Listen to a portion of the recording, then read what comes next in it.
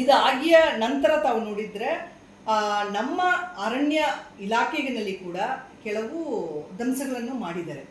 ಅದು ಯಾರು ಅಂತೆ ಮತ್ತೆ ವಿವರವಾದ ಮಾಹಿತಿ ನಮಗೆ ಪೊಲೀಸ್ನವರಿಂದ ಪ್ರತಿಯೊಂದು ಆಗುವಾಗ ನಮ್ಗೆ ಗೊತ್ತಾಗುತ್ತೆ. ಈಗಾಗಲೇ ನಮಗೆ ಒಂದು 7 ಆಂಟಿ ಪೋಚಿಂಗ್ ಕ್ಯಾಂಪ್ಸ್ಗಳು, ಮತ್ತು ಒಂದು 9 ಕ್ವಾರ್ಟರ್ಸ್ಗಳು, ಮತ್ತು ಒಂದು ಜೀಪು, ಮತ್ತು ಫಾರೆಸ್ಟ್ ಫೈರ್ ಕೂಡ ಆಗಿದೆ.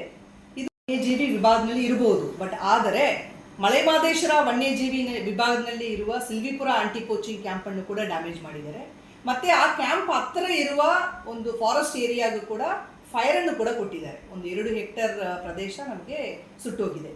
ಸೊ ಇದು ಎಲ್ಲ ಸಂಬಂಧಪಟ್ಟು ನಮ್ಮ ವಲಯಾರಣ್ಯ ಅಧಿಕಾರಿಯವರುಗಳು ಈಗಾಗಲೇ ಪೊಲೀಸ್ನವರಿಗೂ ಕೂಡ ಒಂದು ಕಂಪ್ಲೇಂಟನ್ನು ಫೈಲ್ ಆಗಿದೆ.